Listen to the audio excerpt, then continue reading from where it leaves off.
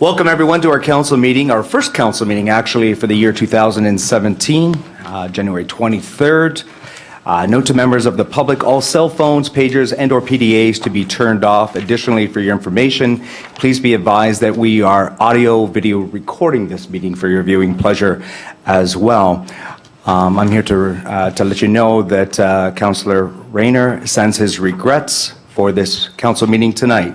So could we all rise for the singing of O Canada and remain standing for the opening petition by Councillor Bilesma. Thank you. Councillor Bilesma?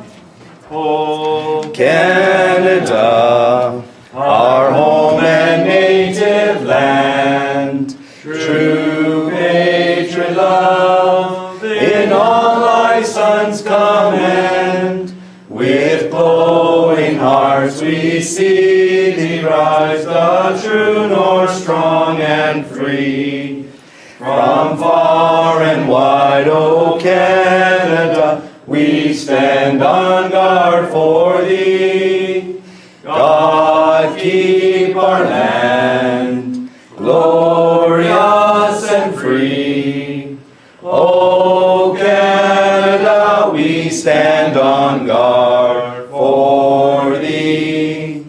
O Canada, we stand on guard for thee. Councillor Bosma, please. I actually don't have one, so I'll just continue. Verse 4 of O Canada says, Ruler supreme, who hears humble prayer, hold our dominion in thy loving care. Help us to find, O God, in thee a lasting rich reward. As waiting for a better day, we ever stand on guard. Thank you. Amen. Councillor. Well, welcome everyone.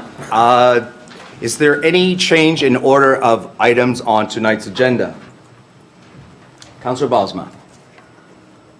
Yeah, thank you very much. I had requested of the CAO and the chairman of the Rec and Leisure Committee to have a discussion this evening regarding the MERS project and stuff like that. So I'm just kind of looking at the agenda. I don't necessarily see the ideal situation, but perhaps after 6B, once we have that the presentation by Kalos Engineering, is that the appropriate time to have to open up that discussion? Well, it doesn't seem that it's made the agenda tonight, but is it possible that we put it under other business? Sure. Okay. I just wanted to make sure that I got that. That means Hank has to wait. Okay. Mr. Mayor, the only thing about that is that Mr. Hudema will have to wait until then. Well, Well, it's not that seeing it's not really, and seeing as though that tonight is just a report to council, there actually is no resolutions there. I feel that that's the appropriate area to put it under. Okay. Thank you so much. No problem. Does that have a voted on, Madam Clerk? Oh, okay, thank you. Okay, so let me just scroll down here. Number 5 is, or number 4, sorry, disclosure of pecuniary interest and/or conflict of interest. Seeing none, Madam Clerk, let's move on. Number 5 is a request to address items on the agenda. Is there any members of the gallery who would like to address items on tonight's agenda? Nope, seeing none, Madam Clerk, we'll move on to appointments and presentations. Our first appointment tonight, 6A, is Miss Laura Ip, Resource Development Coordinator for the should be the YWCA of Niagara Region, not the YMCA. She's here to talk about the coldest night of the year, the West Niagara Walk event. Miss Ip, you have the floor. Thank you. Is this thing on? Thank you, Mayor Joyner and Council, for giving me the time to speak this evening. My name is Laura Yip, and I'm the Resource Development Coordinator for YWCA Niagara Region. I'm here to speak to you about the upcoming coldest night of the year walk, but I want to start by telling you about Lauren. Growing up in Grimsby, Lauren is a personal support worker who always dreamed of becoming a nurse, but life got in the way and she found herself stuck in an abusive relationship with 4 children and a pile of student debt. Inner strength helped her to leave, but finding and keeping housing for a family of 5 in Grimsby was not easy. Grimsby has the highest cost of living in the Niagara region, and Lauren's $1,400 rent checks were falling behind. And as everyone here knows, finding affordable housing anywhere in West Niagara is extremely difficult. Lauren found herself faced with eviction. Now unemployed, unable to find work because daycare options were at odds with her working hours, diabetes diagnosis, and a sick daughter, Lauren had 60 days to find a home she could afford. Moving into a shelter meant taking her children from their schools, and as a single mother, her only support systems, including her own mother, were all in Grimsby. Thankfully, Lauren's mother discovered YWCA Niagara Region's Grimsby Affordable Housing Partnership, where Lauren was introduced to Cheryl. With Cheryl's help through transitional housing support, Lauren was able to take control of her life. She signed up for 3, not just 1 or 2, 3 budgeting workshops to work on her student debt, and a 4th workshop to make weekly meal plans. For the kids, there was also a community garden where they each planted their own vegetable and watched those vegetables grow all summer long. At the end of the year, they picked what they had grown and made a big salad as a reward, and Lauren was really proud when her youngest daughter came to her and said, "We made this salad out of nothing." Today, Lauren feels like herself again. She's gone back to school and is now eligible to apply to a nursing program. She has a steady job and she can afford a babysitter when she chooses to go out with her friends on occasion. And every day she teaches her children the lessons that she learned through off-site transitional housing. So one day a week, she draws one of her children's names from a hat, and their treat is to pick what they want for supper, learn what it costs, and how it's made. They learn that ice cream is a treat when there's room in the budget, and that ribs, while delicious, are just too expensive. Lauren says that YWCA GAP helped her become self-sufficient and independent, and she feels like her own person now. Lauren is the kind of person that we see every single day at the YWCA. So YWCA Niagara Region is the largest provider of emergency shelter and the only provider of both emergency shelter and transitional housing in the Niagara region. We have 2 20-bed emergency shelters for women, 1 in St. Catharines and 1 in Niagara Falls. A 15-bed emergency shelter for men in Niagara Falls. 4 on-site transitional supportive housing units in our women's emergency shelters. 6 emergency family shelter units across the Niagara region. A 17-unit off-site supported transitional housing building in St. Catharines, and nearly 70 off-site transitional housing units across the Niagara region. 25 of those off-site transitional housing units are right here in West Niagara. And they're under the Grimsby Affordable Housing Partnership currently, which became a program of YWCA Niagara Region about 4 years ago. So last year, through GAP, we provided housing and support services to 36 adults with 48 children. And while the report is a bit dated, it was released in 2010, in conversation with our community partners at GBF, and based on what we're seeing with our other statistics year over year, there's unfortunately no reason to think that it's changed. Grimsby has the highest rate of youth homelessness in the Niagara region. So it's through the services that are provided by YWCA GAP, and again with our community partners, including GBF and Community Care, that we can work to fight this problem and support individuals and families who find themselves homeless or at risk of homelessness. This is why fundraising events like Coldest Night of the Year West Niagara are so important. So this year is our 2nd annual Coldest Night of the Year walk, and it takes place on Saturday, February 25th at Grimsby Secondary School, so mark your calendars. Coldest Night of the Year is a family-friendly national event that takes place in more than 110 communities across the country, all on the same day at the same time. Last year, we held our first walk in Grimsby, again to benefit Grimsby Affordable Housing Partnership. This year, given the support that we received from Mayor Joyner for last year's walk and the merging of Grimsby Affordable Housing Partnership with Lincoln Affordable Housing, we've been asked to stage an event that benefits all 3 communities. Which makes sense because our housing programs were already supporting all 3 communities anyway. So this will be a walk for individuals and families in Lincoln, Grimsby, and West Lincoln, and it's the only Coldest Night of the Year walk that's taking place in West Niagara.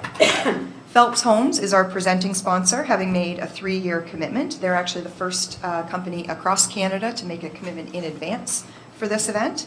And we have a significant number of sponsors, as well as Smithville Home Hardware, Standpack, and I'm in conversations with Turkstra Lumber, but Turkstra also has a team in as well. We'll also be having a chili cook-off after the walk, so participants can come back to the school, warm up with some chili from a local restaurant, or from a number of local restaurants, and vote for their favorite. Last year, we set our fundraising goal at $35,000, and we soared past it and raised $50,000. So this year, with the walk being for all of West Niagara, we've set our fundraising goal at $60,000. And as of 5 minutes ago, when I checked the website, we're already at 35% of that goal. So we're on track to maybe, I don't want to make my committee any promises, but maybe blow past that 60,000 as well. So hopefully you're asking how you can help.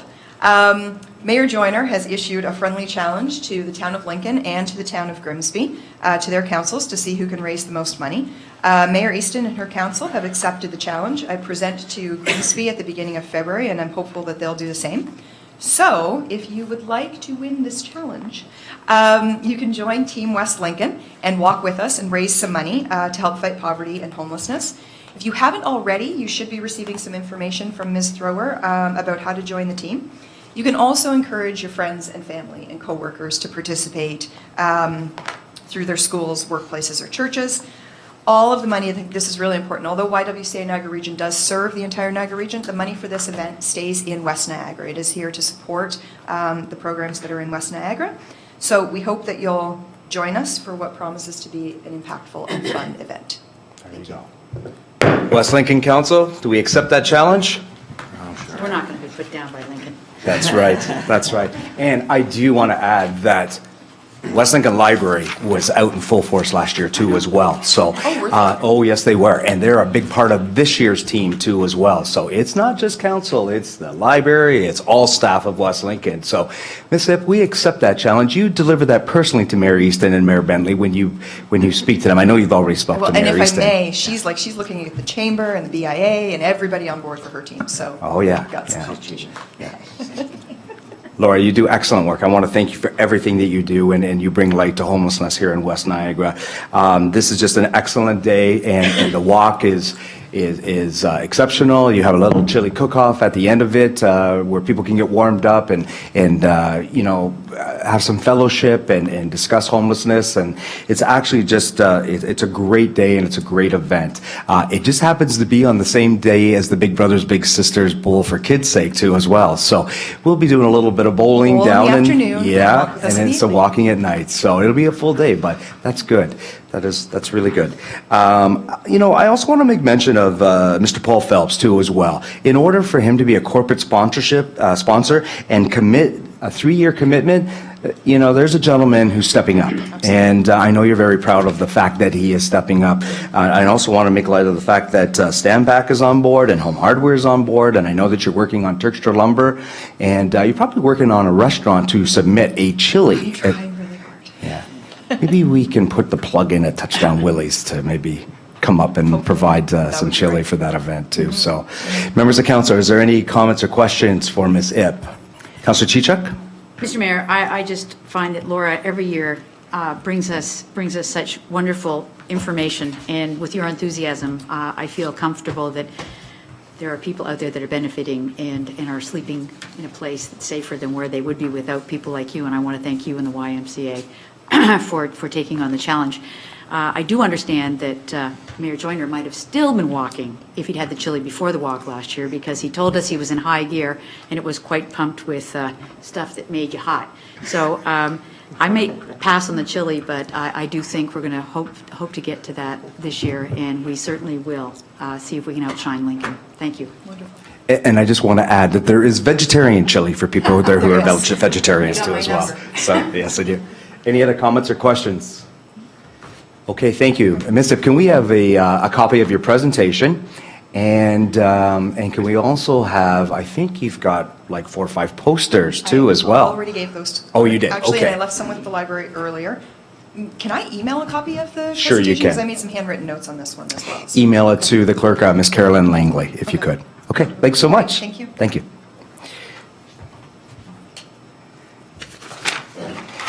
Thank you. Now, next on the appointment presentations is Mr. Hank Hudema. He's from Kalos Engineering Incorporated, and he's here to do a presentation of request for proposal RFP for the MERS project. Mr. Hudema, if you could take the mic. Am I saying that right, Hank? I've heard them all. Oh, okay. We say UTIMA, but that's okay. You TV? Okay. Mr. Mayor, councilors, staff, guests, thank you for this opportunity to talk about this exciting project. I thought I've been asked to spend a few minutes to discuss the process and give you a bit of a status report as to where we're sitting right now. As you're all aware, we're working towards the fulfillment of a new multi-use recreation facility and site. Council and others have decided to go with the design-build process. The advantage of a design-build is that you get a design and a construction all in one package. However, the danger is providing them the proper information. So we're assembling a document right now that provides that information, which is a combination of discussions with many user groups within the township, as well as assembly of their wish list, pared down to fit within a budget, obviously.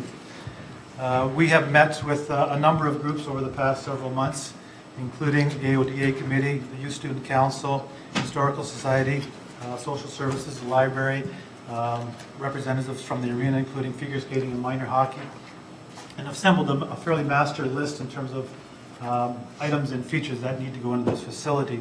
So we are in the process of assembling this final document. The process for a design-build tender is really based on the quality of the firms that we retain. So we've taken a two-step approach to qualify the teams that we want to bid on this process, or on this project. We are almost at the completion stage of what's called a pre-qualification, where we went public and we gave basic information to teams or to proponents to assemble teams, which include contractor, the general contractor, capable of building and designing something of this size. Their consulting team, which includes architects, engineers, structural, mechanical, electrical.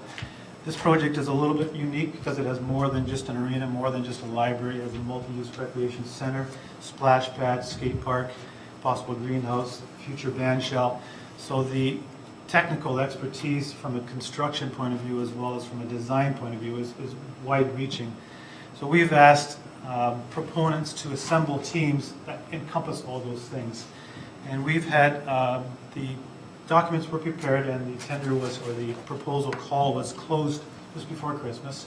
And a number of us, staff and council as well, have gone through the evaluation of these fairly lengthy documents and come down to a short list which will be released in the next few days. At this point now, backing up, the qualification of this team is based on their expertise on these various facets. It's based on their experience in dealing with these. We've asked for references, we've checked financial status. This is not a small project. We need to make sure that the contractor and the consultants have the wherewithal to do this project, both from a design firm point of view to make sure they have the staff and capability to design it, and from a construction point of view to make sure the financial resources to carry this out. We estimate this will be about a 2-year process from start to finish of construction. As I said, the short list is done and ready to be called. We're now finalizing the actual tender documents. The evaluation of the final proposal will include a review of their design. They're going to take our Coles notes and turn it into a drawing or two that we can evaluate. There'll be a price attached to it.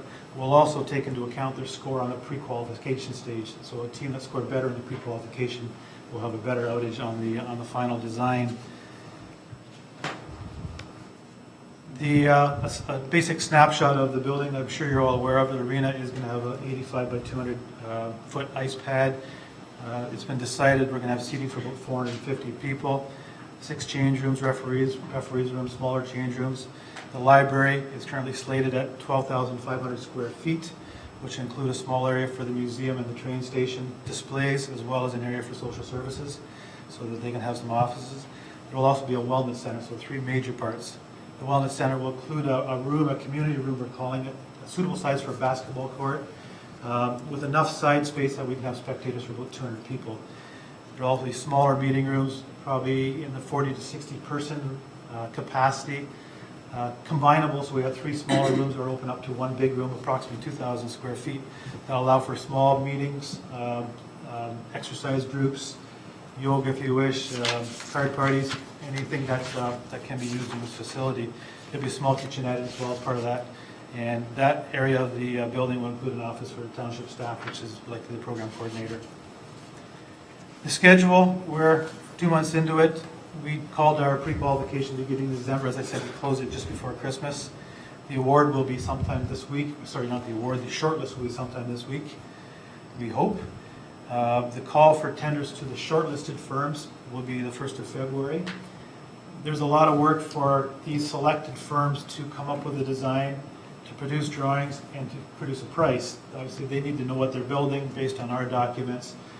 We've allowed 6 weeks for this tender period, or proposal period.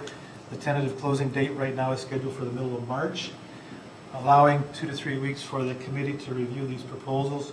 We will have a recommendation to committee by the second week in April, and hopefully we can have a ratification and a council award the 24th council date. Everything going according to Hoyle, we should have a contractor on board ready to start design and construction by the 1st of May. In the document that were circulated, there's some issues about, not issues, some comments about dollars. We've got cash allowances in the tender package.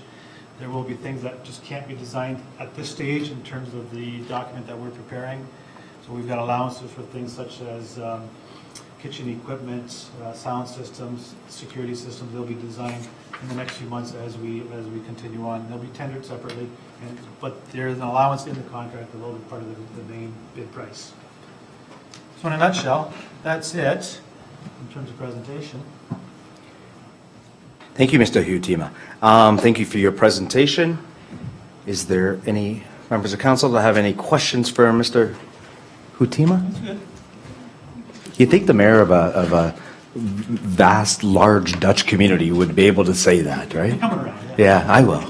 Thank you. Thank you for being patient. Okay, sir. Thank you so much for your presentation. Sorry, Councillor Chichak? The other business? I did have a couple questions, just on what Mr. Hutima had to hang. Hi. That's not polite. Had to say.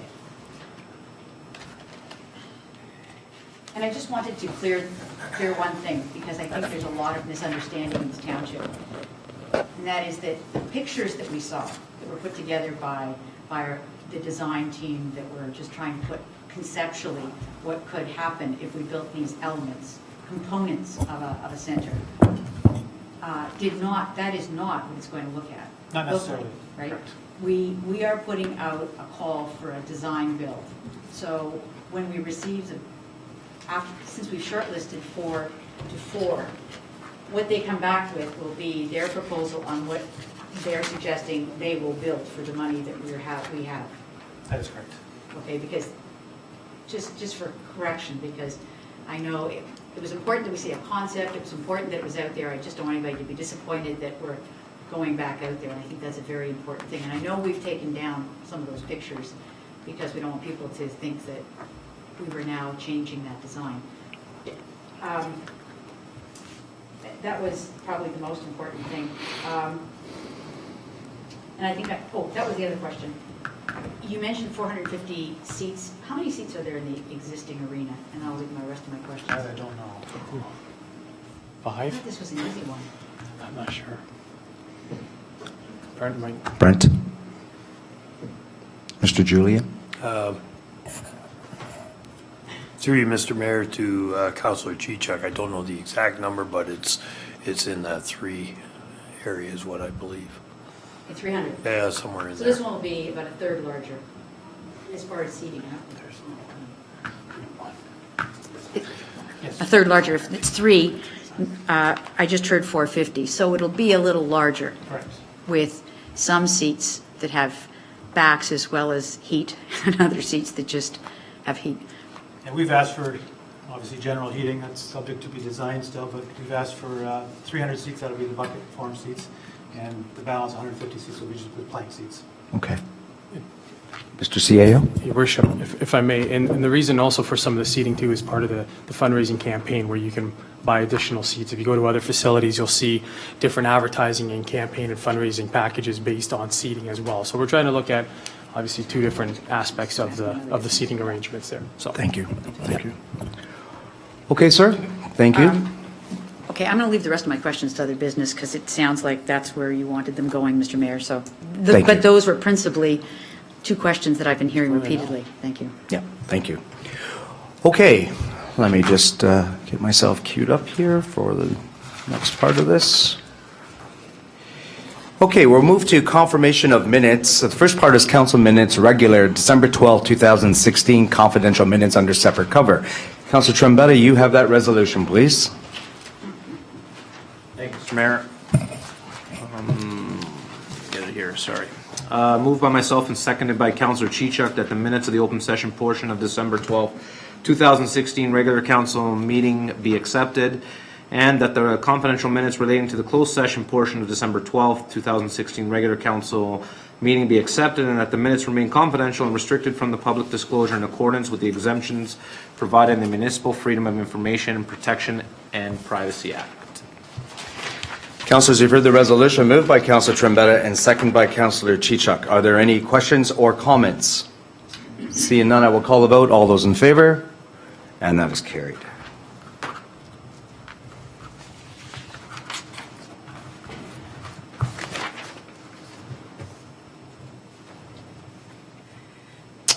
B, public meetings under the Planning Act. Read December 12, 2016 minutes. Councillor Gannon, you have that resolution, please.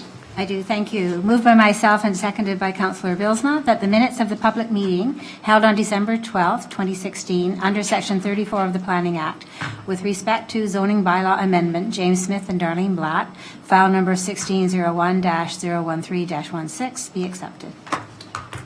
Councillors, you've heard the resolution moved by Councillor Gannon and seconded by Councillor Bilsma. Is there any questions or comments? Seeing none, I'll call the vote. All those in favor? And that is carried.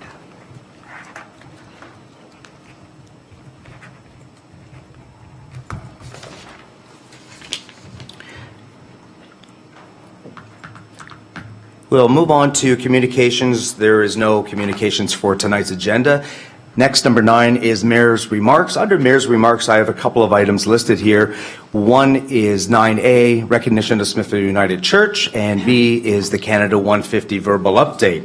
I will start with the recognition of the Smithville United Church representatives for provision for downtown parking, a long-term agreement. My remarks are as follows. Tonight at our first council meeting of 2017, it gives me great pleasure to recognize members of the Smithville United Church sitting in our gallery. For my mayor's remarks tonight at council, I wish to speak about an exciting three-way partnership between the Smithville United Church, the Township of West Lincoln, and the Niagara region. This new partnership also gives me a chance to identify how this new partnership speaks to the alignment of our West Lincoln strategic plan and how West Lincoln Council is moving forward with our Building a Vibrant Tomorrow initiative.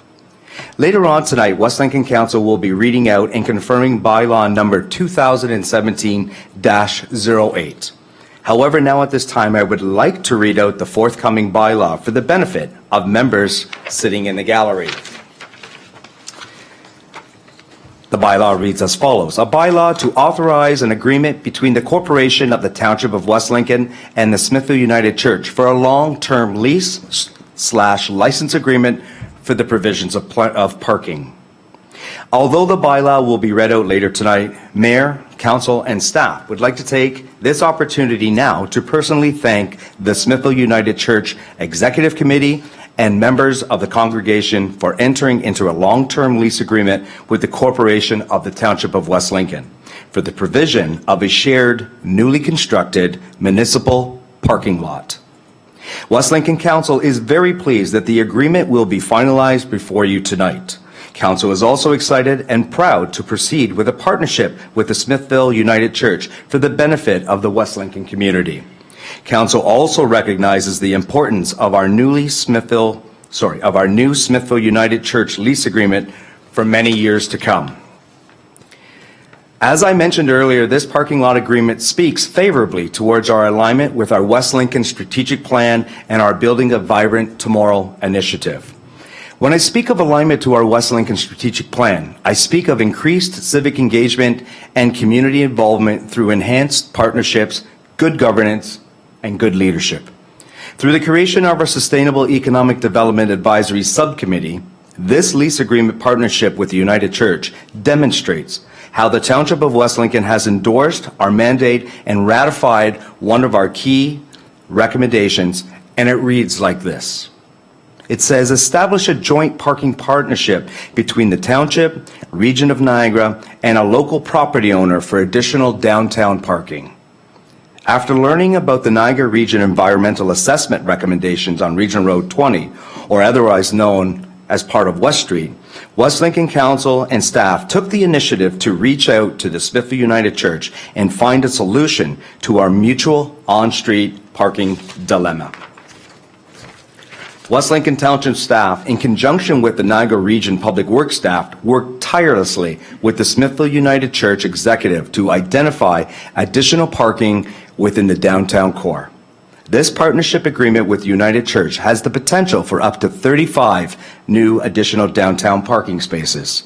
I'm proud to proclaim that this new partnership is a win-win solution for the Smithville United Church, the Township of West Lincoln, and the region of Niagara for many, many years to come.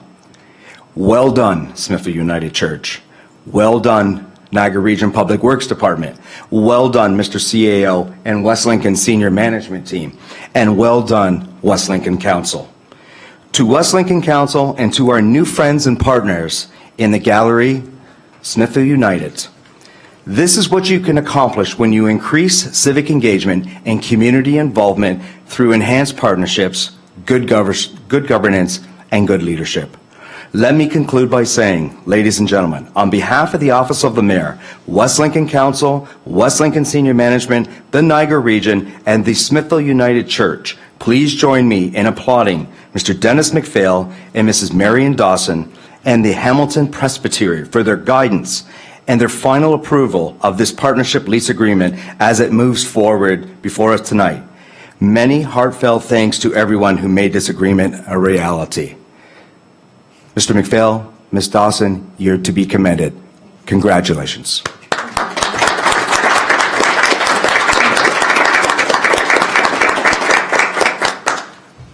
Members of Council, is there any questions for staff members or the Smithville United Church? Good, thank you. We'll move on to the Mayor's remarks to be continued. And as B says, we're here for a verbal update on the Canada 150 celebration. This year, Canada will be celebrating our 150th celebration. And as you will recall, during our budget deliberations, Council promptly decided to put away money in the 2017 budget in hopes of carrying out an enhanced Canada 150 celebration in West Lincoln on Saturday, July the 1st. And as a result of this 2017 budgetary line, West Lincoln staff will be reporting to the February Administration Finance Fire Committee with staff's vision for Council's consideration to celebrate Canada 150 in West Lincoln. So at February's Administration Committee meeting, staff will be reporting to councillors on their findings and ultimately asking members of Council, each and every one of us, to make comments and suggestions. Staff will be inquiring on what councillors' involvement will be on this day. Our West Lincoln Senior Management staff has been working hard towards a Canada 150 celebration initiative, but I would ask members of Council to come prepared to the Administration Committee with some ideas of their own for consideration. A Canada Day 150 celebration only comes around once in a lifetime. Let's be prepared to put on a celebration that West Lincoln residents can be proud of. Thank you, everyone. So those are my remarks for January 2017 Council meeting. We'll move on to report of committee. We'll start with the Planning, Building, Environmental Committee, January 16, 2017 minutes. Councillor Chichuk, you have that resolution, please. I do, Mr. Mayor. Seem to be having trouble with the audio here, but it's on now, I think. Okay, moved by myself and seconded by Councillor Trombetta that the minutes of the January 16th Planning, Building, Environmental Committee meeting be accepted and the recommendations contained therein be approved. Councillor, you've heard the resolution. Moved by Councillor Chichuk and seconded by Councillor Trombetta. Is there any questions or comments?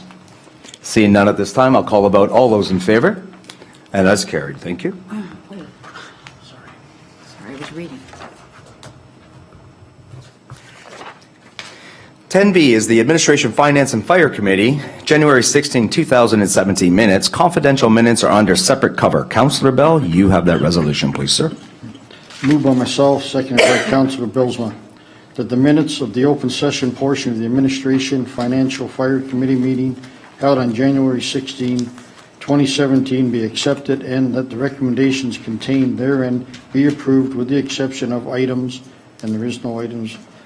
That the confidential minutes relating to the closed session portion of January 16, 2017 Administration, Finance, Fire Committee meeting be accepted, and that the minutes remain confidential and restricted from public disclosure in accordance with exceptions provided in the Municipal Freedom of Information and Protection of Privacy Act. Councilors, you've heard the resolution moved by Councilor Bell and seconded by Councilor Balsma. Is there any comments or questions at this time? Seeing none, I'll call the vote. All those in favor? And that is carried. Thank you.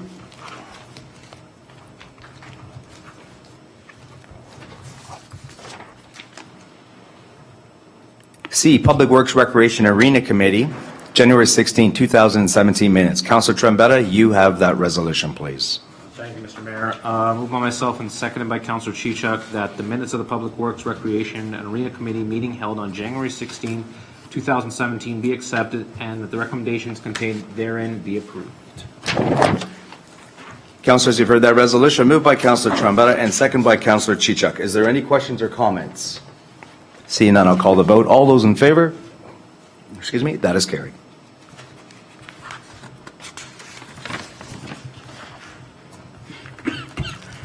Okay, moving right along. Councilors, you see the definition there for reconsideration and notice of motion to rescind. We will now move on to other business. We'll start off with the Chief Building Official. This is a memo, temporary residence during construction for Mr. Anthony and Lois Shipper, and that is for information. 13B is also from the Chief Building Official. This is also a memo, temporary residence during construction for Leonard and Inga Pernice, and that is also for information. We'll move to council members of council remarks.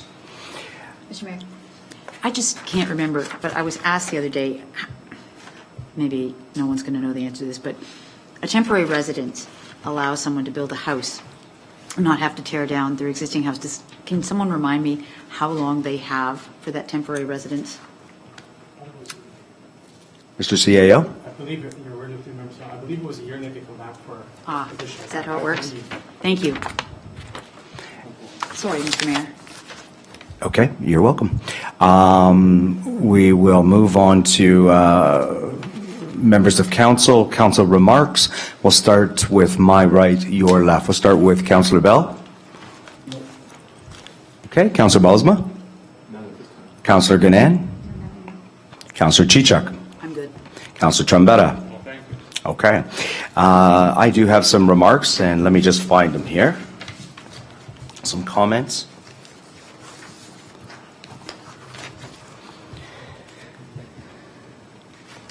You may have read or seen in the newspaper lately that the mayors of West Niagara and the CAOs are working towards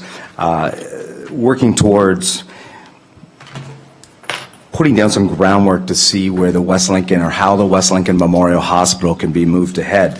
And there's a delegation that we've been asked to, we've asked them to go to on the 25th of January. I'll give you a quick overview here is that the West Lincoln Memorial Hospital is part of Hamilton Health Sciences, known as HHS. HHS is doing long-range planning for capital redevelopment over the next 20 years, and this initiative is called Our Healthy Future OHF, and that's under the ourhealthyfuture.ca. It's a website. HHS is proposing a rebuild of the West Lincoln Memorial Hospital to better service the community's needs and integrate with our HHS facilities and services. This communications plan outlines how West Niagara municipalities, organizations, and individuals can help drive support for the West Lincoln Memorial Hospital proposal, and it includes a description of the proposed redevelopment of West Lincoln Memorial Hospital, the current status of OHF planning and the approvals process. It has an FAQ in it, and it also has tactics to support the proposed rebuild and tips for execution. And it also, the important part is it has key messages. So the proposed future of West Lincoln Memorial Hospital, Hamilton Health Sciences is proposing a redevelopment of West Lincoln Memorial Hospital with 4 main programs: 24-hour emergency care, maternal and newborn care, providing low-risk births, community surgery, focusing on low-risk day surgery, and community medicine, focusing on healthy aging and seniors care. West Lincoln Memorial Hospital would also provide specialty outpatient clinics in general internal medicine, pre- and post-surgical care, mental health, geriatrics, advanced diagnostics such as echocardiogram, ultrasound, and a proposed CT scanner. The community surgery program would be dedicated to same-day surgery and procedures in the area of gynecology, urology, general surgery, and endoscopy. Hamilton Health Sciences sees West Lincoln Memorial Hospital becoming a high-volume day surgery center, creating a new option for West Niagara and Hamilton area residents needing low-risk day surgery. Hamilton Health Sciences conducted widespread community engagement in developing the vision for West Lincoln Memorial Hospital. The programs and the services being recommended by Hamilton Health Sciences for West Lincoln Memorial Hospital are those that the West Niagara community identified as being most important. West Lincoln Memorial Hospital was built in 1948 and can't be extensively renovated. Although capital improvements continue to be made for patient care quality and working conditions today, the building needs to be replaced. So essentially what I'm saying to you folks is that the three mayors and the three CAOs have been working diligently to get before the LHINs in order to move the rebuild of West Lincoln Memorial Hospital forward. I'll move down to key messages, number 5. And the key messages are that the proposed plan for West Lincoln Memorial Hospital is good news for West Niagara. It is the best opportunity to get this hospital rebuilt. The second bullet, the rebuild of West Lincoln Memorial Hospital will continue to be a hub of healthcare for West Niagara, and it will also be a gateway to the specialized medical care and expertise across Hamilton Health Sciences. HHS will run specialty clinics at West Lincoln Memorial that bring the expertise closer to West Niagara. The third bullet, or key message, West Lincoln Memorial Hospital is an important part of Hamilton Health Sciences and the overall plan to care for an entire region by adding new capabilities for day surgery and CT scans. This is different from past proposals to rebuild West Lincoln Memorial Hospital. HHS is currently seeking approval from the Hamilton Niagara Health Board, which also is known as the LHIN, the Local Health Integration Network, Hamilton Niagara Haldeman Brant LHIN, to continue planning on the vision they've put forward. All money that has been raised locally to support the redevelopment of West Lincoln Memorial Hospital has been held in trust for this purpose. So I just wanted to give just a brief outline of what the three West Niagara mayors and the three West Niagara CAOs have been up to as it pertains to the rebuild of West Lincoln Memorial Hospital. Thank you, everyone. I also want to speak a little bit about the Niagara Peninsula Conservation Authority. And if you allow me, I do have a quick letter that the new regional chair, the new Niagara Peninsula Conservation Authority chair has just put out as of today. So when we were at the meeting last Wednesday, there was a recommendation put forward from one of our board members that happened to be a regional councilor from Lincoln. It says, whereas many concerned citizens and numerous municipal councils within the MPCA jurisdiction have expressed serious concerns with regard to a variety of operational matters, and whereas it is important to the public trust that the MPCA board respond to those concerns in a manner that is transparent, thorough, accountable, and actionable. Now be it resolved that the MPC acting CAO immediately initiate an independent and thorough third-party operational review of MPCA operations from the year 2011 through to the year 2016. 2, that the City of Hamilton, Haldimand County, and the Niagara region be invited to assign a staff member with procurement expertise to work with the MPC acting CAO in undertaking the competitive procurement and selection process. And 3, that the independent third-party consultant will have demonstrated investigation, forensic, and value-for-money audit capabilities. And 4, that the selected independent third-party consultant will undertake a thorough investigation of operations in a first phase and will identify and undertake more scoped investigations as required in phase 2.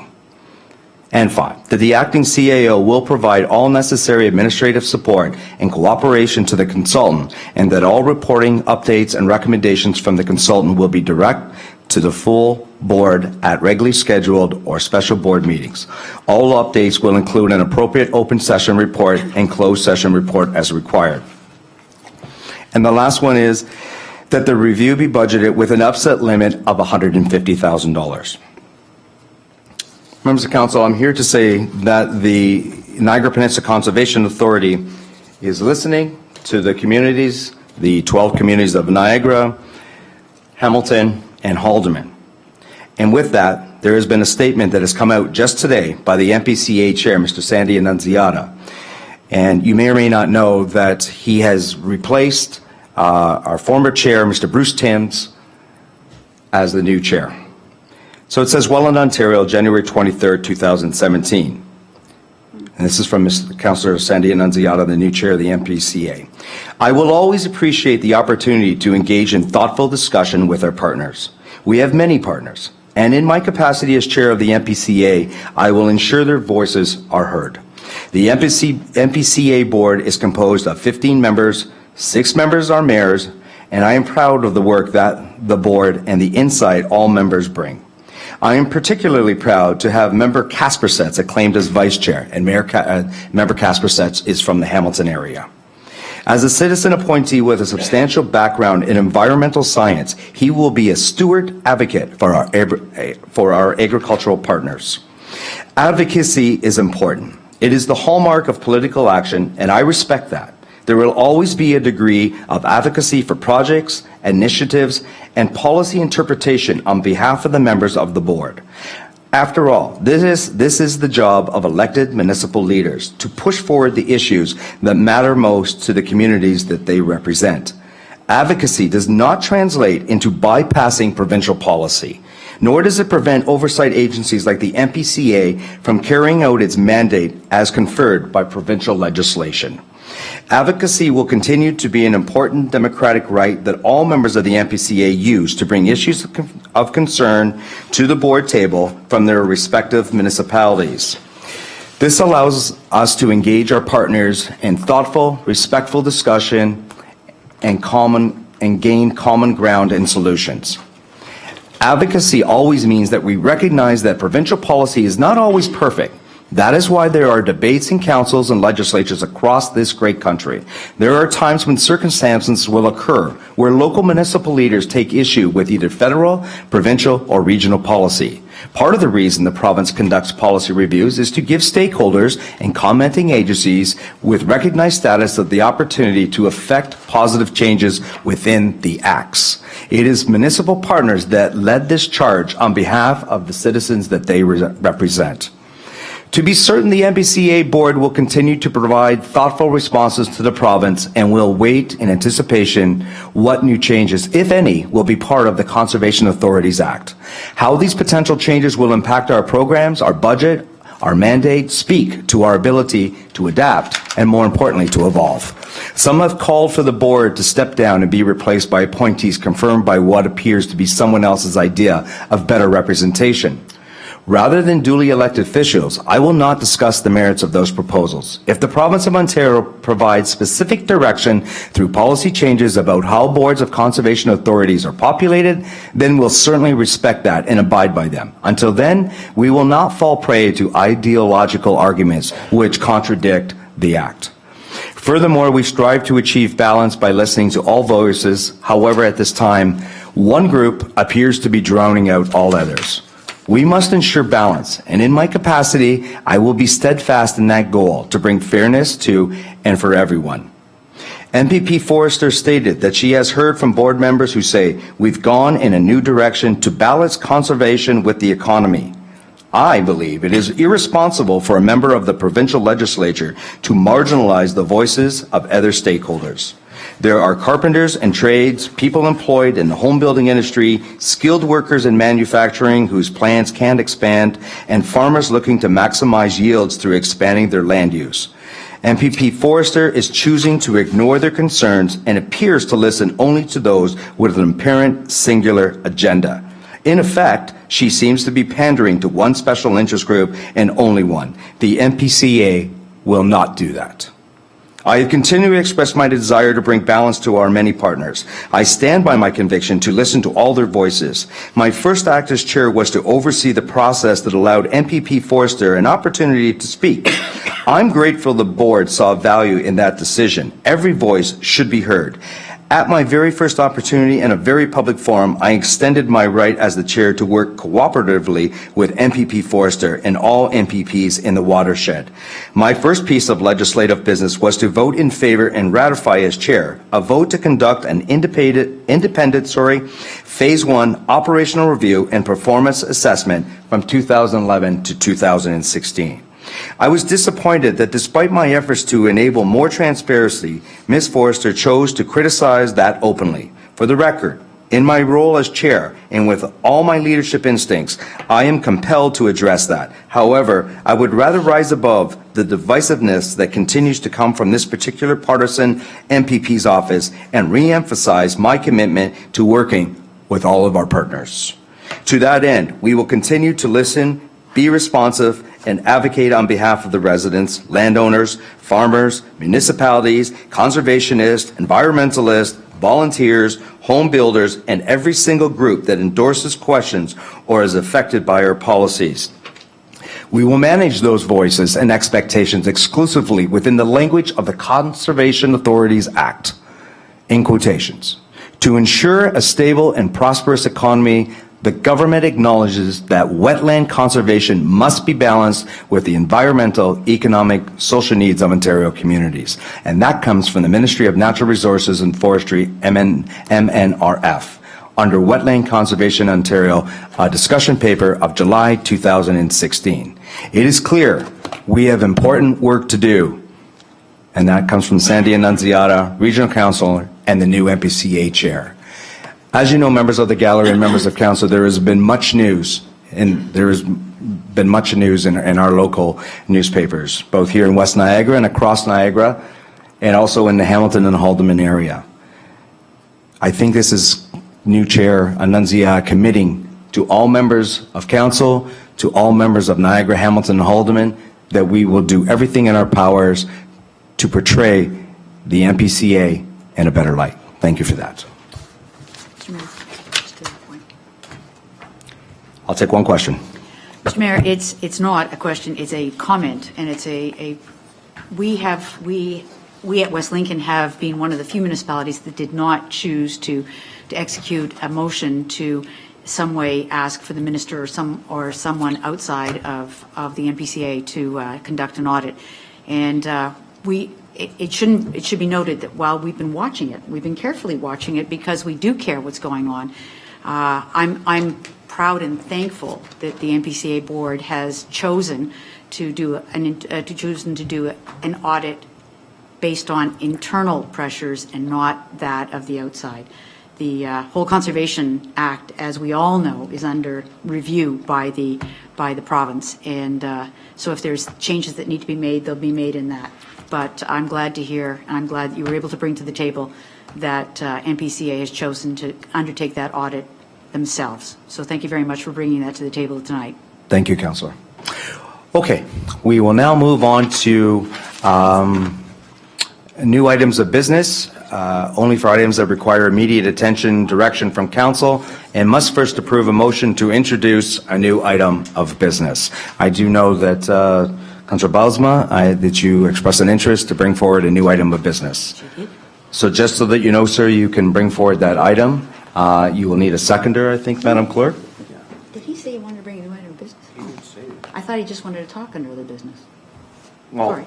I don't exactly know how to describe it, but I do want to talk, and it's not new, it's relating to what was already discussed earlier, so. Okay, so to that point, we actually, on our agenda, do not have an area for that. It's actually under new item of business. Okay. How do we get around this, Madam Clerk? By the way, this is the time. Through you, if it is the intention to bring forward a motion, then it would probably be appropriate to do a new item of business motion. Okay. And then follow that by discussion and Okay, so Councilor Bosma, bring forward a new item of business, please, sir. Okay. Let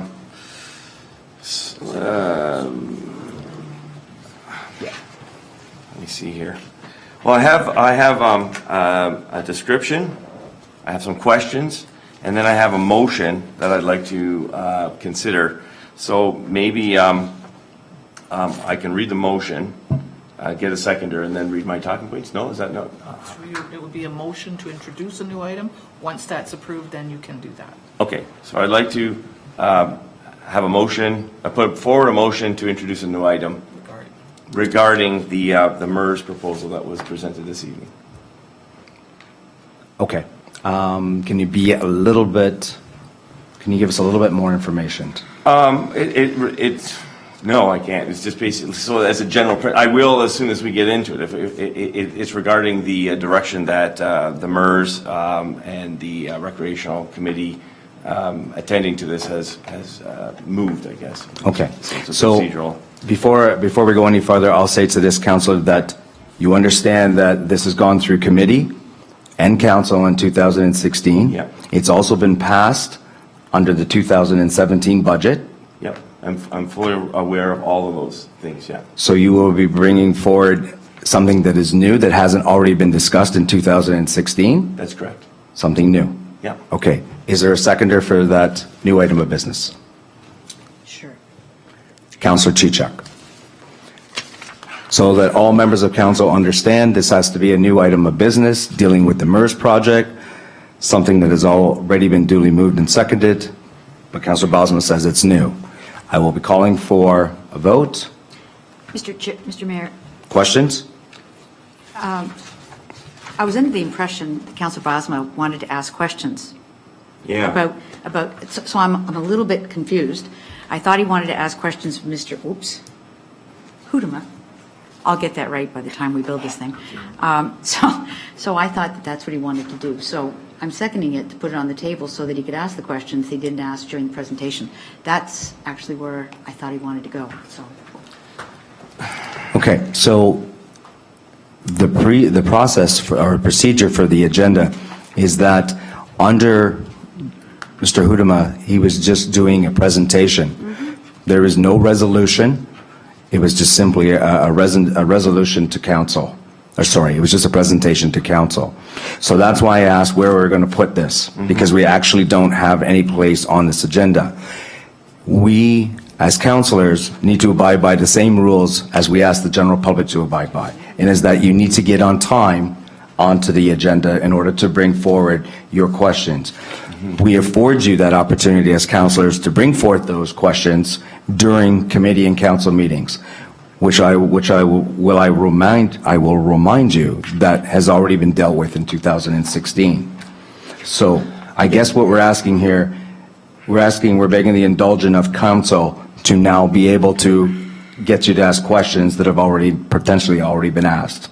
Well, it actually, so if we back up to the beginning of the evening, it was a request that I had made to speak at the committee level, and then that was under the recommendation of the CAO was said, okay, well, this item was going to come this evening, so could we just have the discussion then? So I was agreeable to that. So I came prepared to make just ask some questions about the process. My challenge is that since the design build tender was awarded back in 2016, we haven't had an opportunity to speak to the MERS project, its development, the way that it's been going. I have some concerns that I'd like to raise and a recommendation that follows those concerns. So I guess as I'm going through my presentation, if at any point people would like to, I'm getting to the point where there's a motion, what I could do is present that motion and then as something that could be referred to a future Public Works, Arena, and Recreation meeting, but then it would be then, so I'm a little unfamiliar too, because I'm looking for an opportunity to speak to something that's very important to our community, and I'm not getting that chance. And so that's why I asked for an opportunity to speak, and this evening I was told I would get that be given that opportunity because it was brought forward as under appointments. Okay, so members of council. I understand your quandary. Yeah, because there's no place procedurally on this agenda that you have the opportunity to do that. And I know that we've afforded you the opportunity to speak to those during committee, council, and budget deliberations, which also was passed and ratified too as well. So this would be like a Hail Mary chance to try and bring forth another recommendation based on the MERS project, in my opinion. Mr. CAO, do you have any comments to that? Yes, Your Worship. I just want to bring clarification, and I know there was discussion trying to get this topic on the committee agenda, and I think what I meant to say was you'll have an opportunity, exactly what you're doing now, to bring forward motions because the topic's on there, and if council wants to entertain it, they can. So I don't want you to think I'm, this is your avenue or your venue right now, however, so I just want to make that clear. Is it easier for Councillor Bilsma to read his resolutions and go from there, or does he want to read the resolutions and bring them back on another committee? I'm just trying to find ideas because he wants to bring forward, obviously, some motions. Mr. Mayor? Yes, Councillor Chichak. I think part of the problem is that this item appeared on council rather than on a committee meeting. And had we taken the normal route where council, where something coming from somewhere, whether it's staff or whatever, would go to a committee, and then at committee we'd discuss, and we wouldn't be expecting this kind of thing here. I think that's the issue, and I guess if this had gone to committee, I would never have seconded Councillor Bilsma's motion, because it would have been there that he should have said this. And quite frankly, this presentation did belong at committee. So, in my opinion. So I guess that's why we find ourselves where we are. So if we refer, I'm not looking to refer this back. There's nothing to refer. It's only a presentation. That's all, my point. Thank you. Councillor Bell. Here it goes. I guess, I just got a question. If you wanted to ask questions, they should have been asked when Hank did his presentation. That's why he was there. So if it's not questions you have that you're looking for answers for, then you want to bring a resolution forward to do what it is you want to do. That's kind of what I'm hearing. So I'm not sure if it's questions. They should have been asked at the appropriate time. So I think what I may be hearing council say is that perhaps, Councillor Bosman, we allow you to ask questions of the presenter, but I'm not so sure that bringing forward resolutions is in order at this time. Okay. Number 3 of one of the things I wanted to bring. Yeah? Sorry, there's a motion on the table for a new item of business at this point. We have to deal with. Well, number 3 addresses why we're in this quandary right here. One of the questions I want to raise is why this came to this. So I'm recognizing that this is a very uncomfortable situation. I truly am. So there's going to be some indulgence, but there also has to be an opportunity for a proper dialogue. I had asked for it in a proper time slot, and now so we find ourselves in this quandary because of what Councillor Chichak had mentioned, that the presentation by Kalos Engineering was brought to a council meeting and rather than a public works meeting where we could have the fulsome discussion, including input from the community. So in terms, I've asked for a new motion. What I can do is read the motion so that you have it. If I see the clerk shaking her head behind you. If it's moved and seconded, then I got my talking points once it's on the floor. And if at a certain point we decide to take that whole thing and shelve it and put it into Public Works, I'd be receptive to a referral, as long as we get an opportunity to discuss this. The problem is when you do a referral, Madam Clerk, is that it's hard to discuss. You're supposed to be the person who refers it, but doesn't discuss it. Do you understand that? I guess the other challenge that I feel is in Mr. Haitima's Haitema. I'll resort right to Dutch, Haitema. His presentation, he outlines a very, very tight schedule, which we've discussed in the past. and I feel that I'm losing opportunities to speak to the concerns that I have regarding the way that this has been going so far. So the question is that you've had the opportunity to speak with the timelines there. You're choosing to bring it up yet again one more time. That's where I'm going with this. I'm trying to give you some liberty No, here. there's been new developments. Okay? So that's what I need to hear. I need to hear the new development of what you want to speak to. Okay. You know what? So moved by Councillor Bosma, second by Councillor Chichuk, a new item of business. Any more comments or questions from councillors? Yeah, I do. Mayor Joyner, you know, this is the biggest expense we're going to incur over the next. I know that, councillor. And I guess I'm sitting here thinking, I'm not sure if Councillor Bilesma is just not familiar with the process, but if he has a whole bunch of questions he wants to ask, he's looking for a place to ask them. He's put the new item of business on because I don't think he knew how to ask the questions he wanted to ask. You said, ask your questions. If he's going to put a motion on the table, then I think we need to have a vote. But if he wants to ask the questions, we missed it at the beginning of the meeting. You did ask me, I asked 3 questions. I said I would go to the end because that's where I thought you wanted to ask questions. That's why I'm thinking, oh, okay, I didn't want to disturb the flow of the rest of the agenda. So if all he wants to do is ask questions, I'm cool. And let's withdraw the motion. If he wants to put a motion on the table, whatever it is, he needs a motion.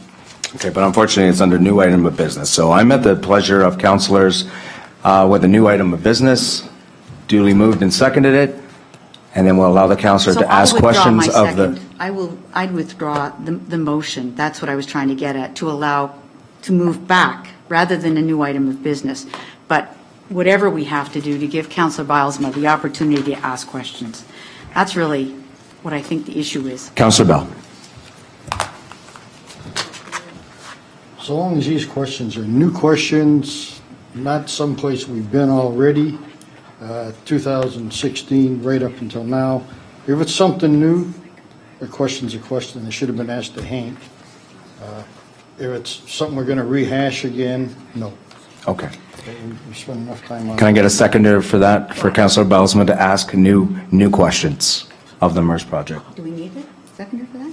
Through you, the motion has now only a mover, and what Councillor Chichuk suggested is that it be withdrawn and that the questions be asked. So if the mover agrees to withdraw it and council agrees to allow questions, then that's where we would be at. And then if a new motion comes forward, we would deal with a new item at that time. Okay. So Councillor Belsma is asking to ask new questions of the presenter, Mr. Hudema, on the MERS project. Yeah, I'm going to withdraw that motion for a new Item of item of business. business, yeah. Okay. So, do I have a mover? Councillor Bell? For what? No? You don't need a motion. Okay.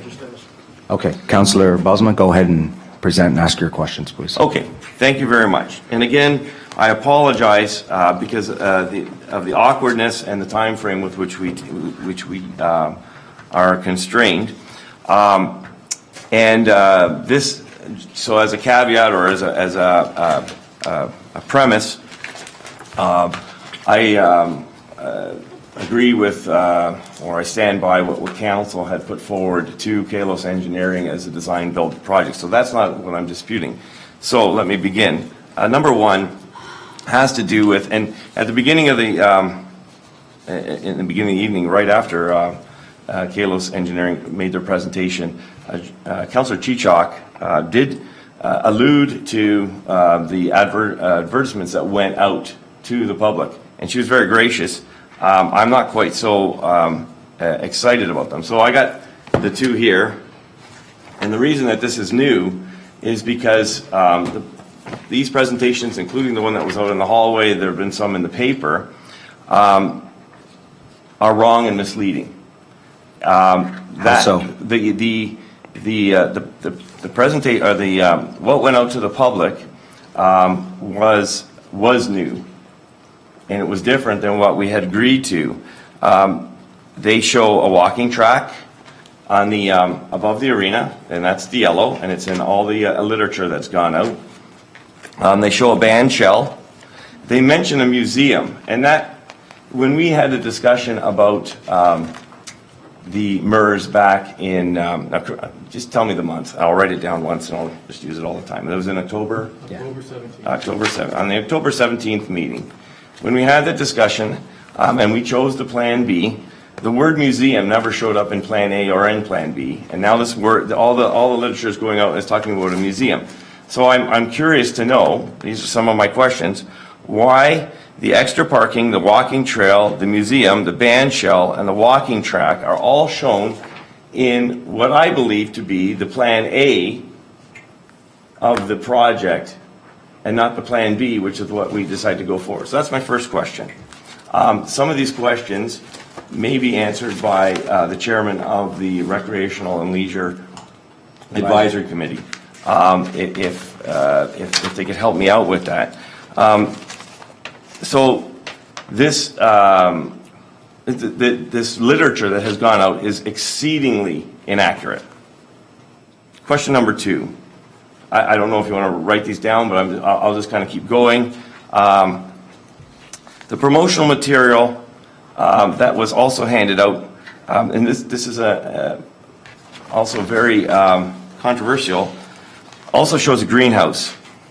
This greenhouse is, again, a theoretical feature which has never been discussed in any public forum, but has been discussed briefly, conceptually, in camera.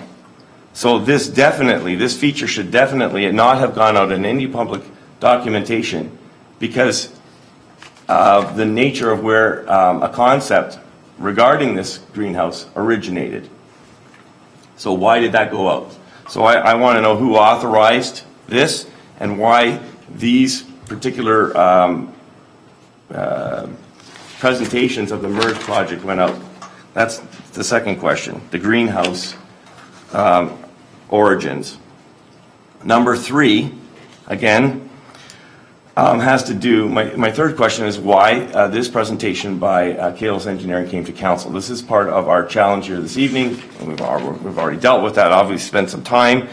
But these presentations should be happening at the Public Works Committee, where we can have a fulsome discussion, where the public can be engaged in the dialogue and take place. We are, as Councillor Chichok already alluded to, embarking on a massive undertaking that will affect the budget for the next 30 years, and we should not avoid the public debate. I know, I feel that there's the bum's rush, and we could be making grave mistakes, costly ones that we'll be paying for 30 years. Number 4, my fourth question. In the presentation by Mr.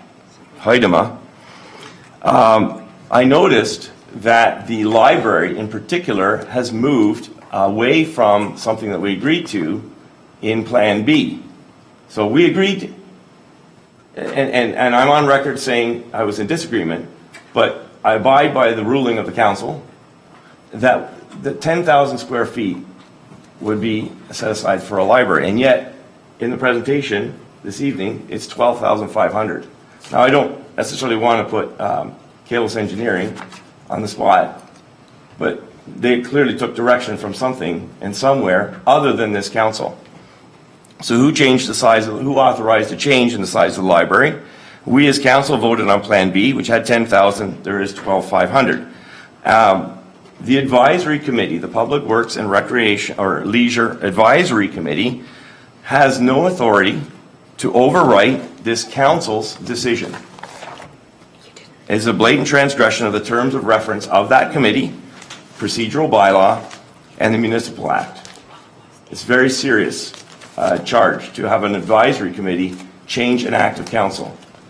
Kalos Engineering should be dealing with Plan B, as we agreed in this council. And fifth, my final question. Excuse me. Indulge me for a second.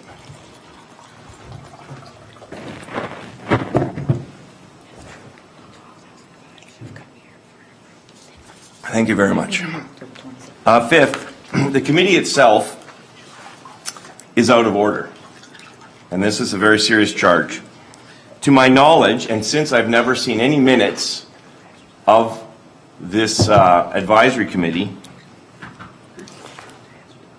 I understand, and the chairman can confirm this, that at least Councillor Gannan, Councillor Bell, Mayor Joyner, and Councillor Trombetta have been on that committee.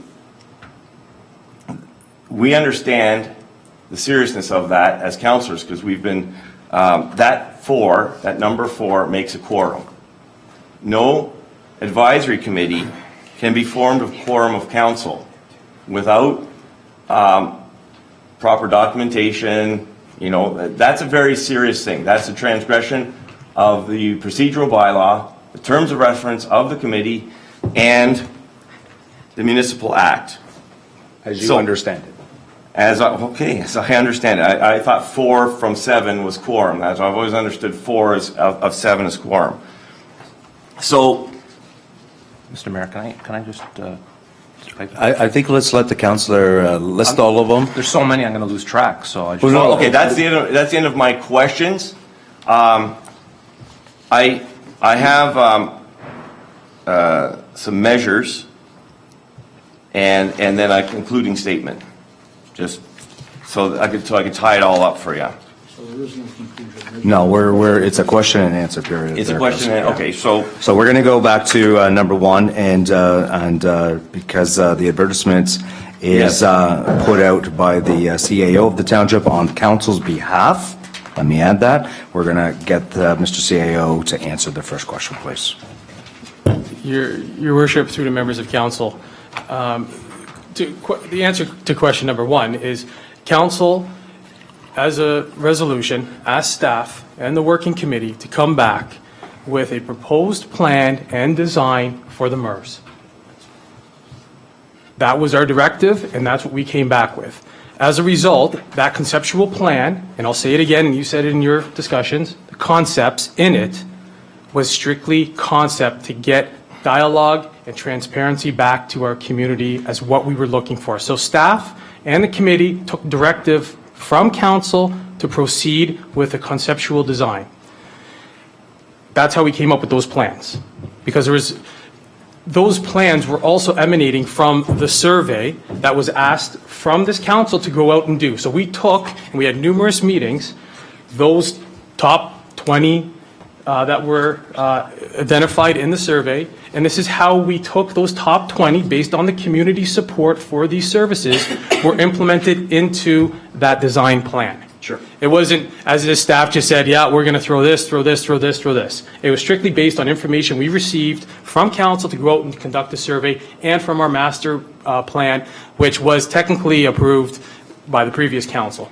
Not going to go that far back. So that's how we got up with the conceptual plans. Now, your second question discussing why are these things on there with the greenhouse and other topics. Well, I think I've just answered that. However, if you recall, the first diagram that went, the first article that went door to door, if you read it at the top, I don't know if you can read it right there if you have it, it says, sorry, that might be the second one. That's the second one. Do you have the first one? What does it say underneath? It says, let's keep the conversation going.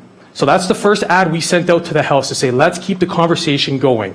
So that was us saying to the public, being transparent again, let's talk about our project and talk about the MERS and talk about what's best for our community based on, and I'll back up again, in a recorded vote from council that approved the Building a Vibrant Tomorrow document. Again, this is all directives approved in recording votes from council, why we got to where we are right now based on that. So the first article that went out, nothing was finalized, nothing was approved. It was trying to get the dialogue going, get the public out to speak. And if you can recall, if I can see that, I have my notes right here, but either way, if you can note on the first one that went out, in terms of us being transparent and getting public input based on this, because this was keep the conversation going, we're hearing a lot of positive stuff in our community. We've identified, specific timelines when there was public open houses and when the public had opportunity to come to council and speak on behalf of this. And if you recall, we had numerous meetings, we had numerous dialogues, people came in, there was discussions about the road being at the top, et cetera, and there was, I believe, 4 or 5 public meetings we had in addition to the budget open house and the budget deliberations. So there was numerous conversations and dialogue for every resident to see this. It went door to door, it went through social media, it went in the newspapers, it hit every path that we could, and this wasn't the first one. So then we said, you know what, let's keep it going again to ensure that everything and council has all the information necessary. After council approved moving forward, because again, this is conceptual, we have a vision, it's just not down on paper yet, and there's a reason why we've hired a project manager, and the project manager is to walk us through this, because this isn't our expertise. I can get into Hank's credentials, I can say, how many years you've been doing this, where have you built, what have you going on, and he'll probably come up with a list yay big. However, this was us again reaching out to the public saying, this is what we're looking at. Come still talk to us, let us know what's going on, and especially what was really key to this process is that Hank met with specific organizations as he identified tonight. So it wasn't like we were just saying, here's the flyer, whatever. There was actually additional information, additional initiative from us to be transparent. We brought in seniors, we brought in youth, we brought in every organization that we felt could provide us feedback. So we were trying to do and provide the services for everyone in here.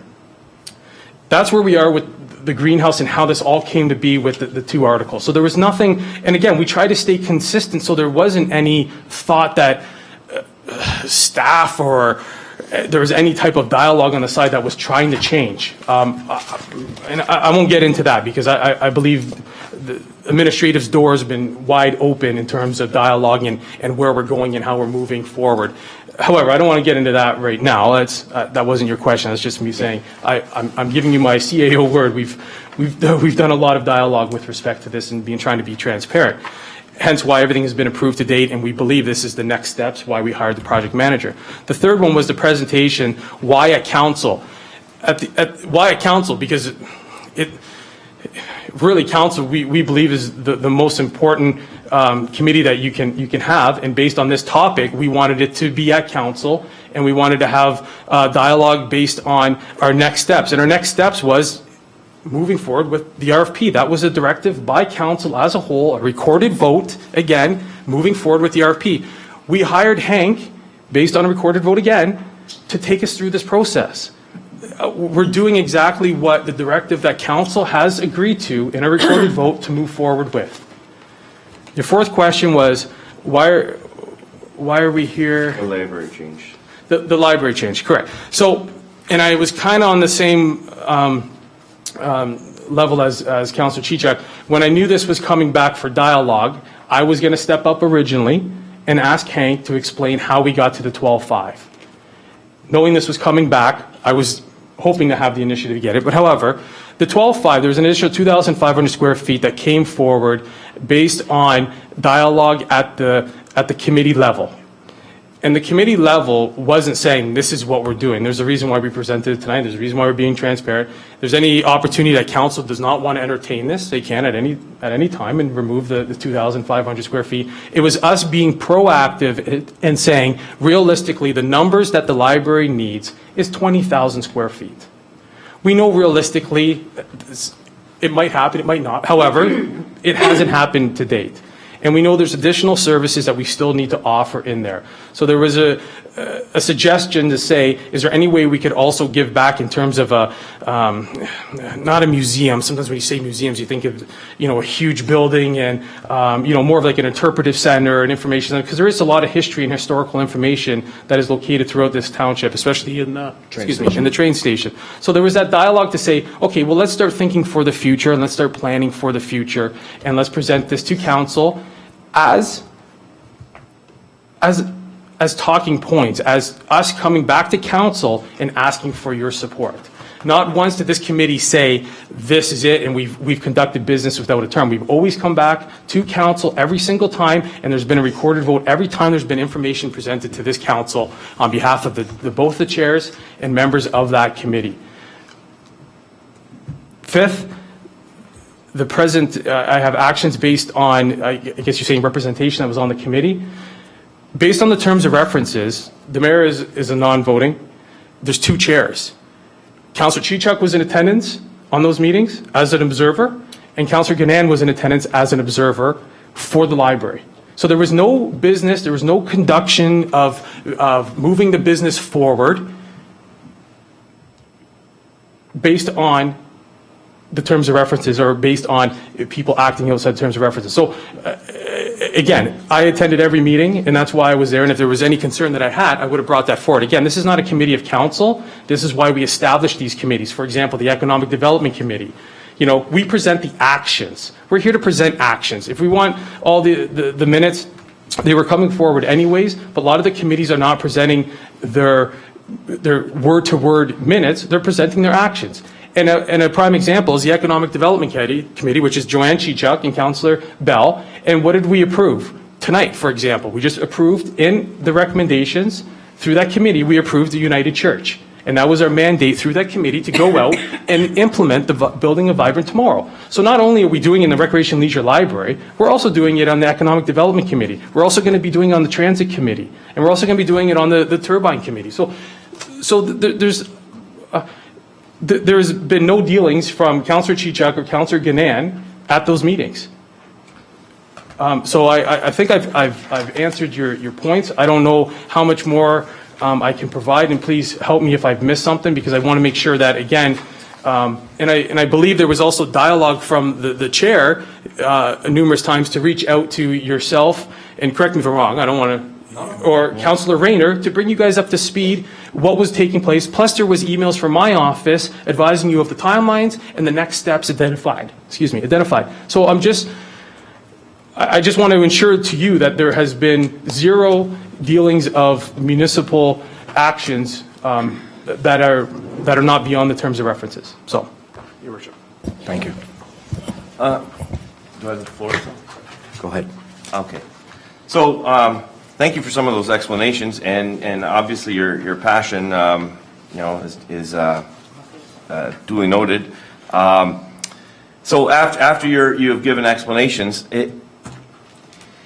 after October the 17th, when council approved Plan B, so I remember these as being in the part of the presentation that night. We had a discussion, there was input prior to that evening.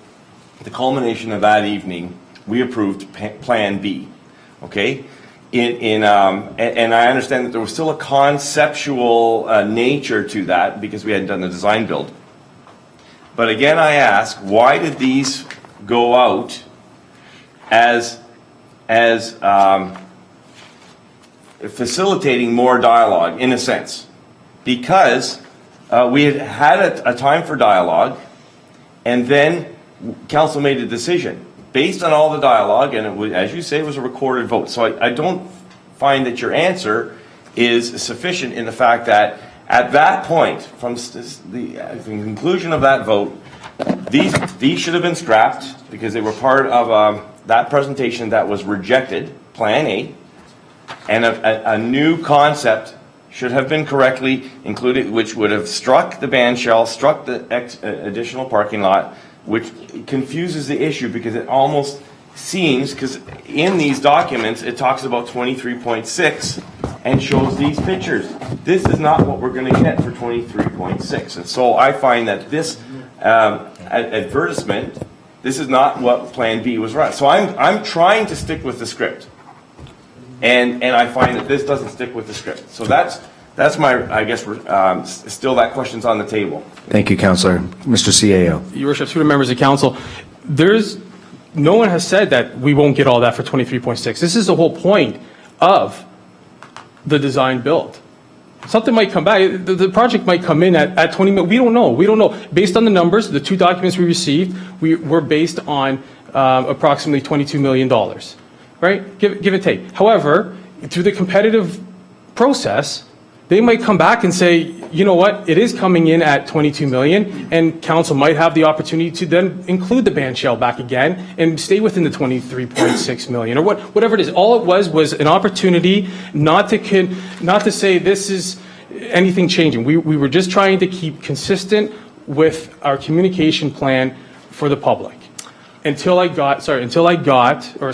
the township has received the final drawings or conceptual plan. We were going based on what was previously submitted. So I don't have the expertise in-house to do, as you know that. So that's Yeah. where we stood with that. So then, okay, when we have this dialogue, it's not like we're always going to agree. I still disagree that, you know, the Plan B had outlined certain factors that perhaps, because we can't go back to that evening and poll people, but perhaps if we limited it to those concepts, we would actually get a cheaper, more affordable project and reduce the tax burden on members. I mean, I think you guys can understand that I could see it that way. If the project for Plan B came in at 18 million, I'd be happy with that and say, hey, you know, let's go ahead with the 18 million, the Plan B as we had originally. So Plan B, in a sense, as a concept, was what we approved, not necessarily the 23.6. It was the Plan B. That's not true, Councillor. We may have a disagreement, but then that's. I'm not sure it's a disagreement, Councillor. I think it's a misclarification on your part, but anyway, Misclarification. I'll get the CAO to respond to that. Your Worship, through the members of council, council approved $23.6 million for these services. It was approved through the committee process, and then it was also approved at the budget process. That we approved option B, which we believe will come in at approximately $22 million. That's allocated, but council has approved $23.6 million. Okay. That's. So we have a That is slightly right. That is different perception of reality. With regards to your answer to question two, this greenhouse concept, I still have a lot of problems with that because it's still a conceptual thing. I understand the dialogue because of where it originated. I don't want to say too much, but at the same time, that definitely shouldn't be part of this because it's a wholly other type of concept. Number three. Can I answer that? Could we answer that before you go on? I'm sure the CAO is going to say something about that too. So I'm going to refer to a document that came out July 18th of 2016, and in there it talks about recommendations. It talks about the following recommended actions to be endorsed, in which they were endorsed. One of the bullet points that were in here was not only to talk about establish a joint parking partnership between the Township Region of Niagara and the local property owners for additional downtown parking, which we satisfied tonight with the lease agreement with the Smithfield United Church. One of the other bullet points on page 2 is urban forest plans be prepared for consideration as they relate to two properties, the Leisureplex and the Fairgrounds. And that was duly noted and duly passed. So again, staff is only going on based on what has been passed at committee and council. Like, I mean, there are 1, 2, 3, 4, 5, 6, 7, 8, 9, 10 bullet points here that deal with economic prosperity and action plan for sustainable economic development, as well as the Recreation, Legion, and Library Advisory Committee, Councillor. Okay. Mr. CAO. Yeah, go ahead. Your Worship, through the members of council, in addition to that, and I was waiting for this, the other topic I was waiting for Hank, is that the only thing that's in the RFP right now is servicing. So there's no cost or requirement to actually build a greenhouse based on this RFP submission. If there's going to be a greenhouse, that would be brought forward at a later date by staff and administration, and council can deal that collectively. But right now, it's not being included that it's going to be constructed. But you understand my confusion, and the confusion that I'm getting from members of my community that I'm representing. Then it's up to you, Councillor, to advise them accordingly. That's not our fault. That's part of your mandate to advise your constituents as to what has been passed by committee and council. And so then, to my point 3, the fact that I have that Councillor Trombetta has a casual conversation with me, kind of bringing me up to speed, and I get the odd email. Our responsibility as councillors is to have the public forum. We were elected by members of the community so that we would have these dialogues in these chambers properly recorded. Which we have, Councillor. Okay. And yet, I see, so from my perspective, as someone who has held back from the committee, because I think, correct me if I'm wrong, and it goes to my point number 5, that when we have all the council members in that room at a time, I've understood that to be a transgression. Now, So we didn't have all the counselors in that room, Counselor. You got to stop saying, you have to stop saying that, Counselor. You're misleading. That is a misleading comment to say that. Because I've this, hold admitted on, that I am not The there. CEO and the mayor are ex officio. We do not have any voting rights. The only one who does is the chair and the vice chair and I think three members of staff. That's what the terms of reference say. Councillor Ganan was there as an observer for the library board. Councillor Chichuk was there as an observer. They did not vote. You got to stop saying about that there's some kind of procedural bylaw that we've misrepresented, because we haven't, Councillor. So please, stop saying that. Stop putting that out there to the media. Yes, Councillor. Again, sitting as chair of this Recreation Committee, again, it's like when these meetings are held, myself as chair and Councillor Bell as vice chair.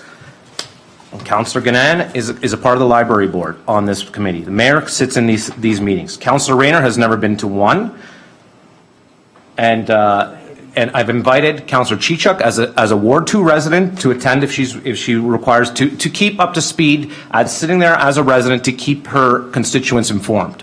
Because it's a big project. I again extended the olive branch to you again on January 12th at our Public Works pre-agenda meeting, again as you to attend one of these meetings, and again you declined again.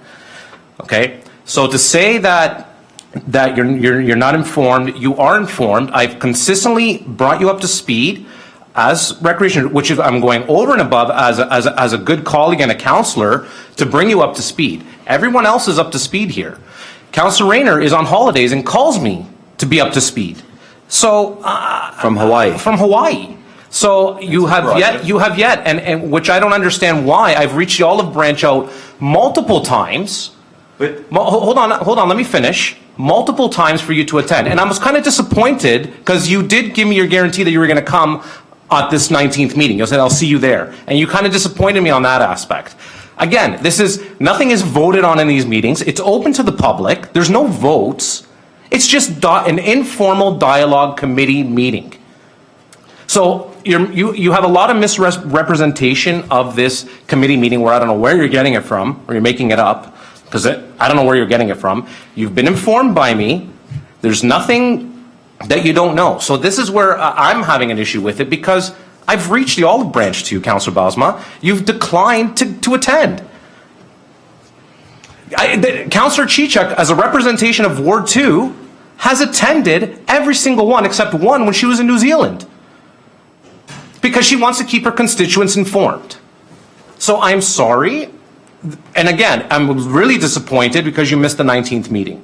That one I thought would sum up a lot of these 5 to 10 questions that you have, and could sum up and can understand. So again, I just wanted to bring that point across, Mr. Thank you. Mayor. Thank you. Thank you, Councillor. Councillor Bell, please.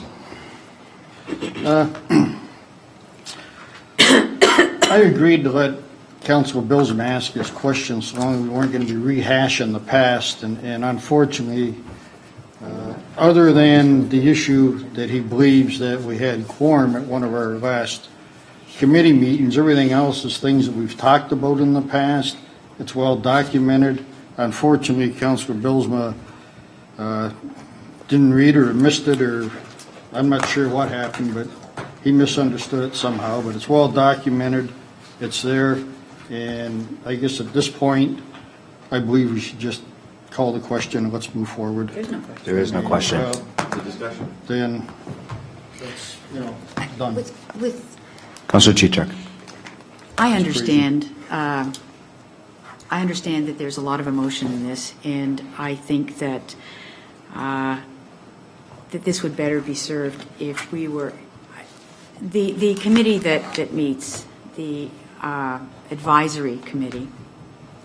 Yeah, advisory committee is a place where informal discussion happens, and I'm going to say, just from what I'm observing tonight, that let's not tear each other apart. This is a really big decision.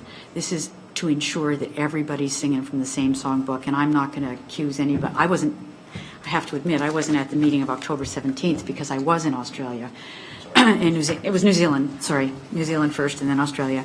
So I'm not exactly sure what the conversation was other than by looking at the minutes, which I did online. The issue for me, though, is that it would serve us well if the next time something like this was coming forward, that it went to committee first, which is where the work of asking questions, et cetera, has a proper place. And then we wouldn't be at a council meeting where we're all into a conundrum about where on the agenda people get to ask questions. And the meetings are during the day, and the meetings are difficult sometimes to get to. Yes, I've made extraordinary effort to get there at the request of the chair and to keep the people informed, but I think it would serve us well if we brought any further information to committee and then to council, and then we wouldn't be sitting here with this concern. And so there's...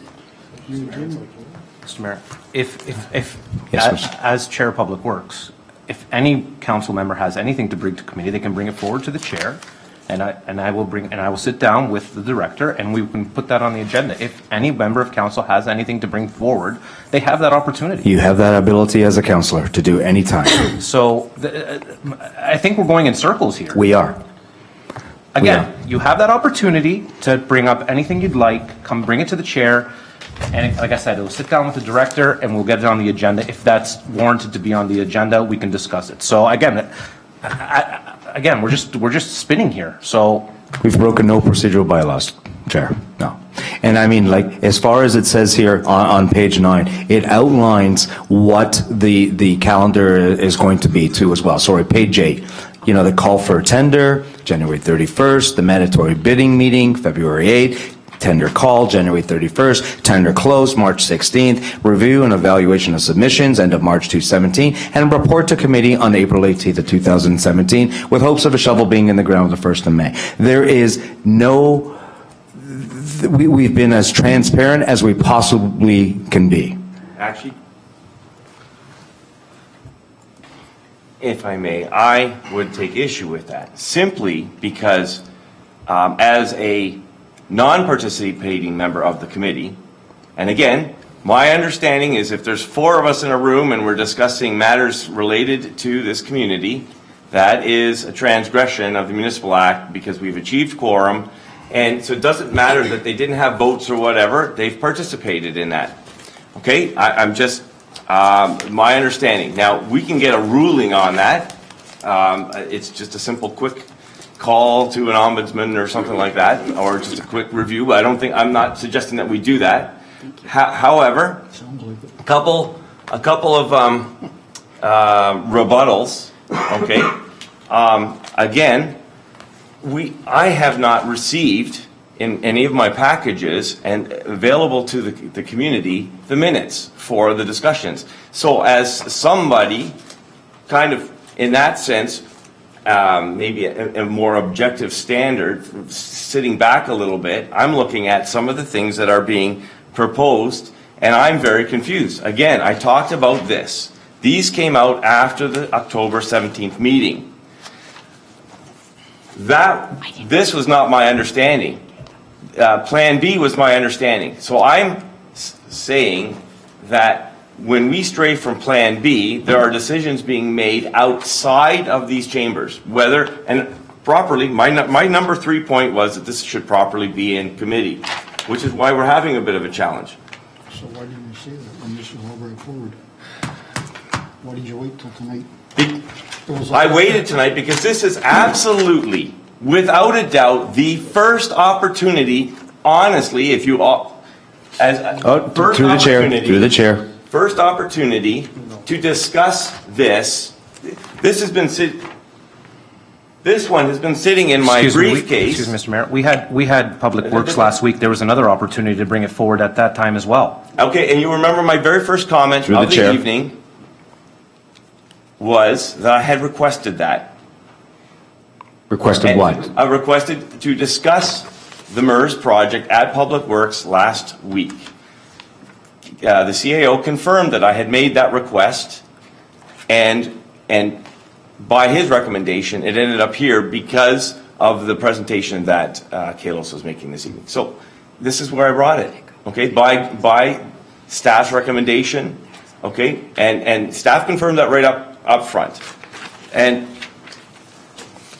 so I'm sitting here as somewhat of a third party. I think I can be objective about that, and I can ask questions like the ones that I've asked this evening, and especially the one that says 10,000 to 1250. I want to know who authorized it, what was the discussion behind it, because it's different than the one that I approved on October 17th, or actually I didn't, but it was part of the discussion. I abide by that.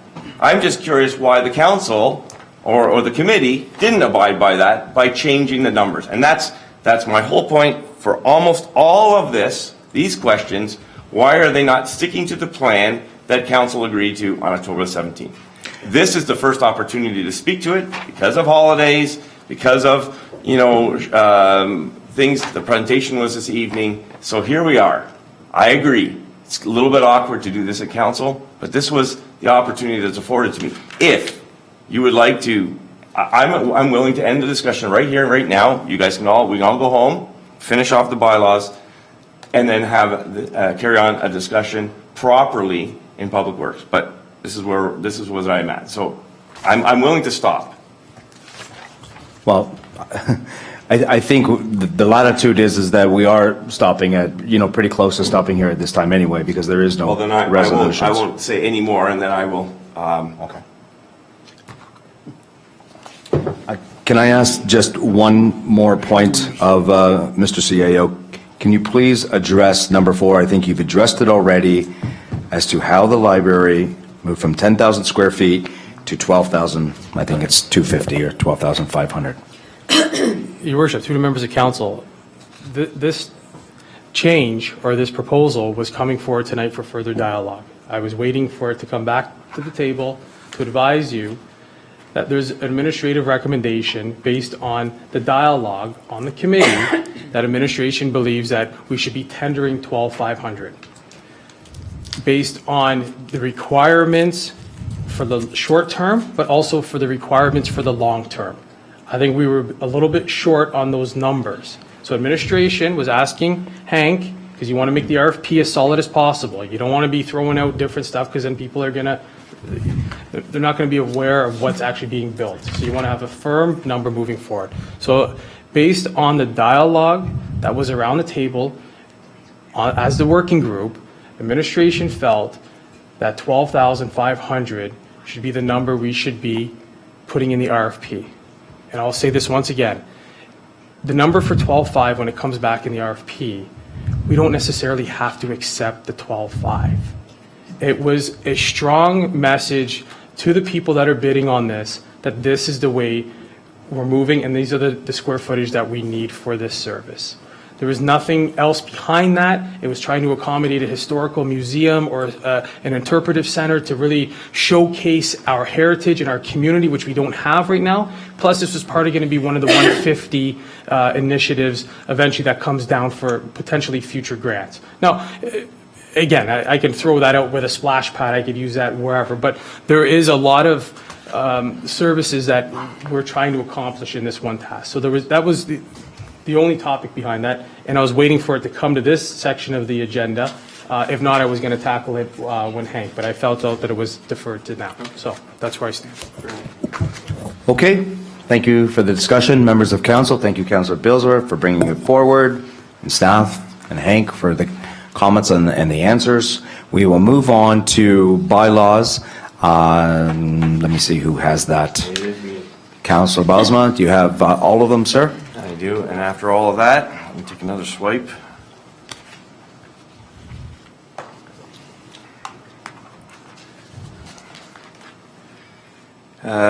Moved by myself and seconded by Councillor Ganan.